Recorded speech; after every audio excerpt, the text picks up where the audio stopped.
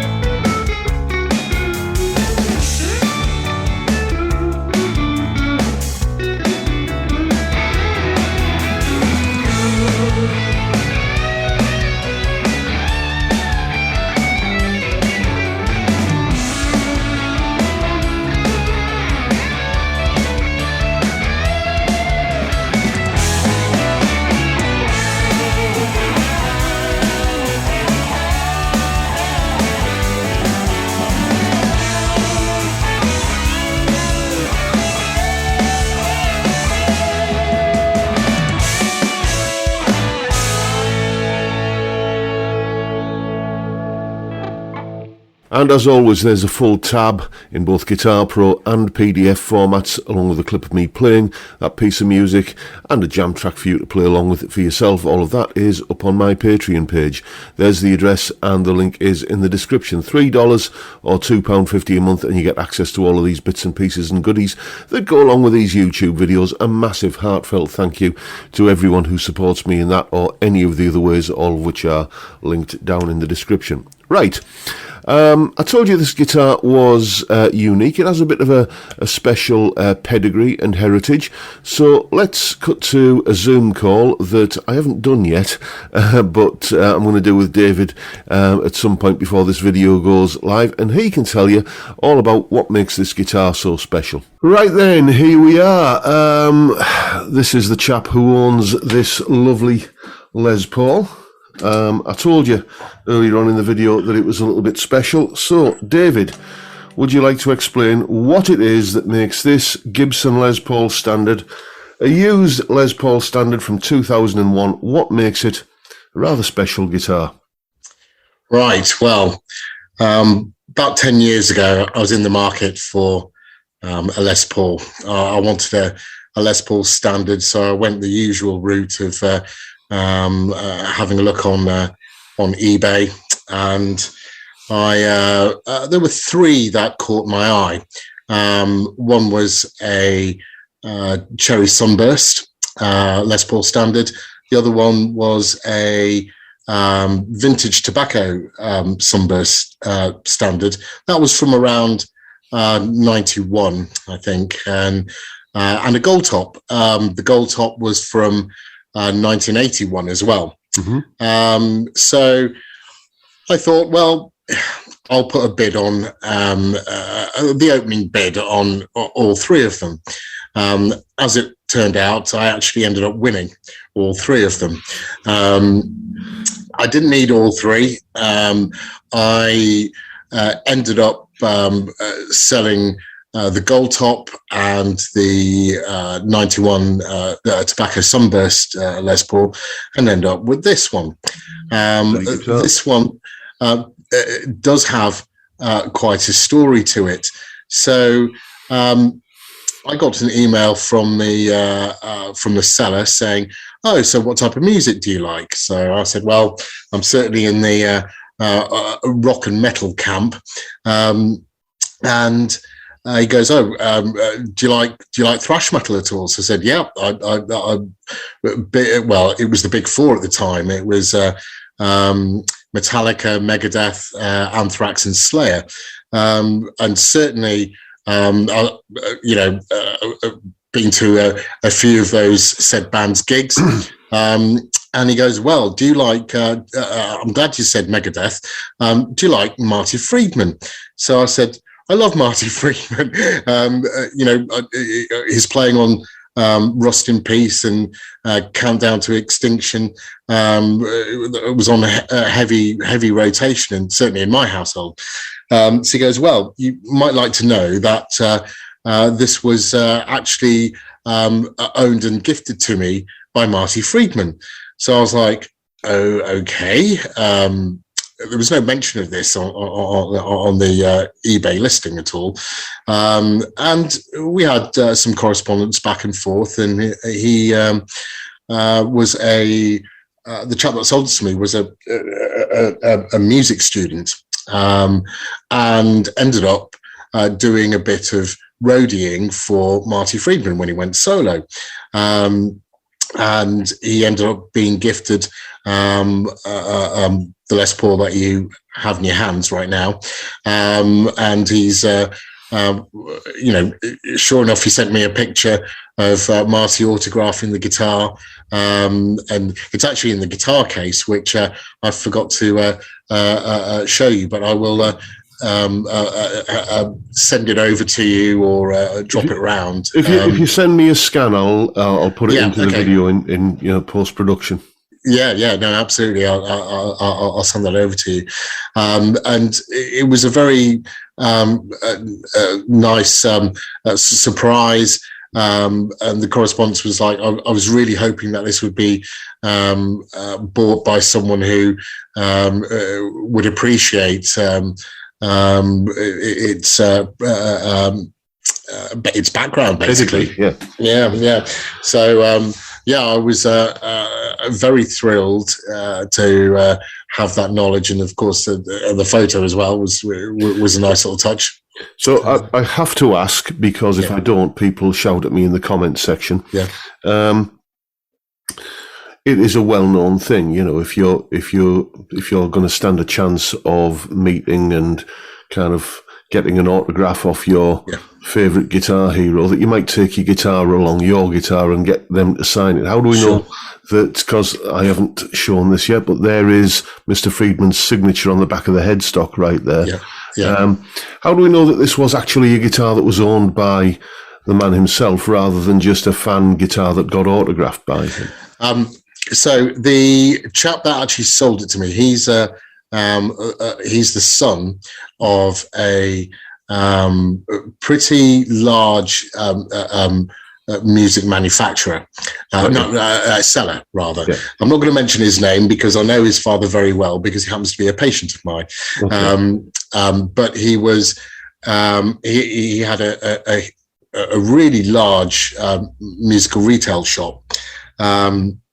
And he sold guitars and to a lot of famous names. Mm-hmm. If you were into buying a Guitarist magazine back in the day, you would see his the adverts for his shops on the back pages, etc.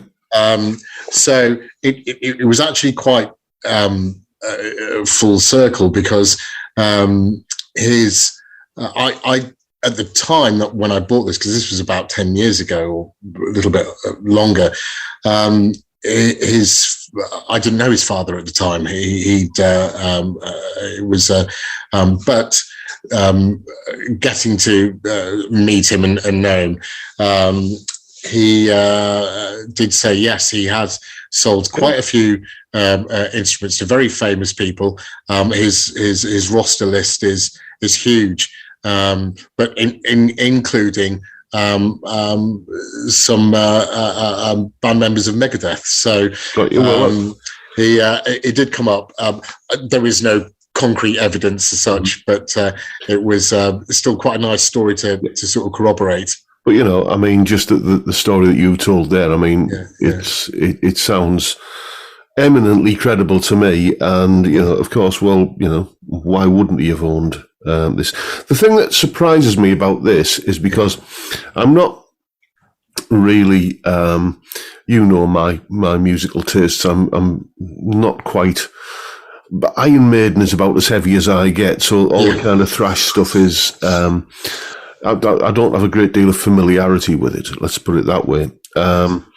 And a very traditional guitar like this isn't the kind of instrument that you associate with that genre of music. So it's a beautiful guitar. Let me just say that it is. I've really enjoyed playing it. So, I mean, am I missing a trick here? Has Marty got a more mellow side that I'm unaware of? Yeah, I think he did. I think after he left Megadeth, he went solo, and he did play a lot more traditional metal, a lot of solo compositions as well. I mean, he's famed for, I think, his Jackson Kelly, I think, back in the day. But he also has resorted to quite a lot of traditional single cuts, some PRS single cuts as well. So yeah, I think his without doubt he can definitely shred. But and I think he this lad. It wasn't with Megadeth or anything like that. It was in it was Marty Friedman's a solo artist in much smaller venues. None of these stadium sized gigs or anything like that. So anyway, back to the guitar. Do you want to tell me about what it is? Is it all stock, or does it have anything that differs from the way it came out of the Gibson factory? So the original pickups have been changed over to Seymour Duncan Alnico 2s. Yep.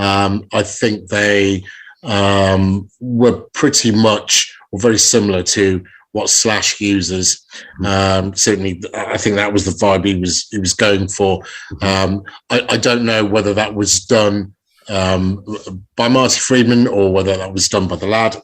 The originals. The original Gibson humbuckers were still in the case. So I think that was certainly far before Seymour Duncan came out with their own signature set, or Slash's signature set. But I think Slash's signature set are based on those Seymour Duncans that are in there. Yeah, it's well documented that he used the Alnico Pro 2s for a long time, didn't he? Yeah. So yeah, the one thing that I've documented this guitar, and viewers of the video will have heard it in a piece of music at the top of the video. The one thing that will be coming out in the review that I'm going to be doing, because I'm going to be comparing, because I thought it would be just interesting for just the giggles of it to compare it to my latest toy, the Les Paul Tribute, to see if if there's that much of a difference between maybe, because if you've got about $1,000 to spend on a Les Paul, you can either buy a brand new one of those or save up a bit more and get a used one, kind of standard. So that's the comparison I'm going to be doing. And I've forgotten where I was going with this, but that's it. So in that video, I'm going to be doing like all the kind of weights and measures and everything, nut width and neck profiles and pickup readings and all that sort of stuff. And talking about weights and measures, the operative word in that sentence is weight. It's a chunky old beast, isn't it? It certainly is, and it doesn't have any of your modern or ultra weight relief at all. No. So I'm sure that would play a part in the tone as well. Yeah. It's I think when I weighed it, it came in at over £10. So it's a big old lump to kind of wear around your neck. And if you have you ever gigged this? No, I've never gigged that. In fact, that was the second lightest out of the three. The 1980, I think it was a 1981 Gold Top, was I would say it's pushing £12. That one, I mean, it really was a boat anchor. Yeah.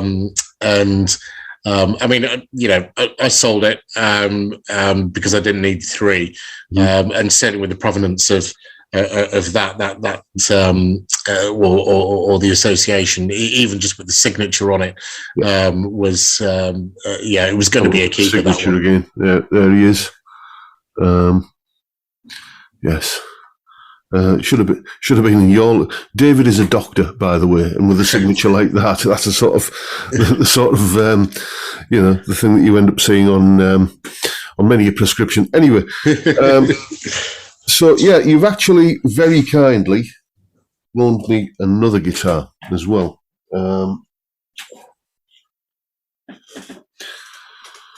And this is it. Again, Gibson Les Paul.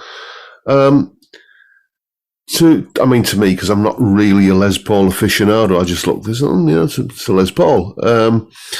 But to many Les Paul experts looking at this, they will think something's not right there, because it's clearly a Les Paul special. But what kind of pickups does a Les Paul special usually spot? It has P90s. So what's the deal with this one? So that was a special limited run that Gibson did in 2016, where they replaced the P90 with Gibson humbuckers. So that's got the ubiquitous 490 in the neck, but it's got the which is an Alnico 2 magnet. But in the bridge, it's got the 498, which is I suppose the turbocharged version that uses Alnico 5 magnets. So special run. They just wanted to produce a Les Paul. It doesn't have the maple top. It's just all mahogany. It's just a slab. Just a slab, It does have a comfort carve, which is relatively rare on the Les Pauls. Tunematic. What's interesting with that one is that it hasn't been completely stripped down, because it's got a bound fingerboard. So it still has a little bit of bling, if you like. It's not completely stripped down. Yeah, it's like I often do wonder sometimes, because I remember, I don't know if this was when they first came out, but when I was certainly first aware that there was a guitar called a Les Paul Studio, which was, the kind of the stripped down, the bare basics, everything you need and nothing you don't version of a Gibson Les Paul. I thought that's a brilliant idea. It was probably in the early 90s when I first sort of started becoming aware of them. And then I was seeing these stripped down, bare basics, kind of bare bones, everything you need and nothing you don't, Gibson Les Pauls that were starting to appear with gold-plated hardware on them and stuff. So, it just seemed a little bit, a bit of a mismatch to start kind of blinging a guitar like that up. But hey ho, it is what it is. Well, anyway, this guitar is going to be, documented on the channel in the coming weeks, and thank you once again for the loan of both of them. As I say, I've already done the comparison and filmed the comparison between the Standard and my Tribute. Obviously, I can't let this one go without doing a comparison between this and the Tribute, and then there might just be a comparison between your two guitars to see how how much this gets close to the sound and the feel and the kind of the tone of an iconic Les Paul Standard. I think that would be a good one. I'm thinking on my feet here of what's going to be coming up. But yes, all good stuff. So thank you so much once again for the loan of this, and for for these guitars, and for the very generous loan of all of the other guitars, your SGs and your PRSs and stuff that that have kept my viewer entertained over the past months. Much appreciated. Thank you. Oh, you're very welcome. It's always a pleasure, John. Always a pleasure. Right. Well, I think we'll conclude matters there and let the viewer go and get on with the rest of their day. And I'll see you when you come and pick these up. Yeah, definitely.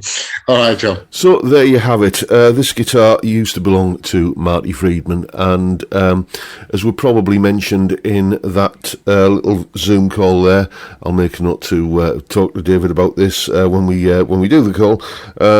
These are not the stock pickups. These are Seymour Duncan Alnico Pro 2s, which are a very, very nice set of pickups, it has to be said. I do like an Alnico 2 humbucker, and these are, if you haven't quite got Seymour Duncan kind of money, then check out the Iron Gear Tesla Sharks, or even the Vanson Classic 57 PAFs. They're a lovely pickup as well. Got those in my signature guitar. So these pickups are sort of right in my wheelhouse.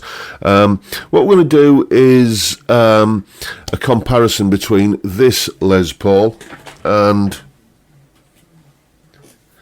this one, which is the one that's that you've seen most recently on the channel. This is my Les Paul Tribute, which I'm really rather liking. And basically, I suppose the question we'll be posing is, take away the fact of the heritage of this guitar, who it used to belong to. It is essentially a used Les Paul Standard. So, we'll be looking at, is it better to get a brand new Les Paul Tribute, the bottom end of the entry level of the Gibson USA, or is it better to save up just that little bit more and get a used Standard?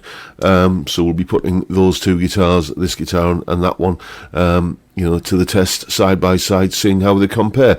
And when we do that, it'll be all the usual sort of pickup readings and how much it weighs and neck profiles and all that sort of stuff. But I just thought I'd document this guitar today and have a word with David about the fact that it is rather special in that regard. And that is very much the video for today, folks. Hope you found it informative and entertaining in some small way. And if that's the case, please hit the subscribe button and the notification bell. Excuse me while I just get the sun out my eyes. If you haven't already done so, and why not give me a like while you're at it. Don't forget, as always, the live stream every Friday, 5 p.m. UK time. You know what happens there. We drink beer and talk music and guitars. What is not to like about that? Fantastic way to kick off the weekend. I'd love to see you there if you can make it. But for now, I'll bid you all a good day and say thank you so much for watching. Thank you for your time. Look after yourselves, folks. Stay well, stay safe, and above all, stay sane. Bye for now.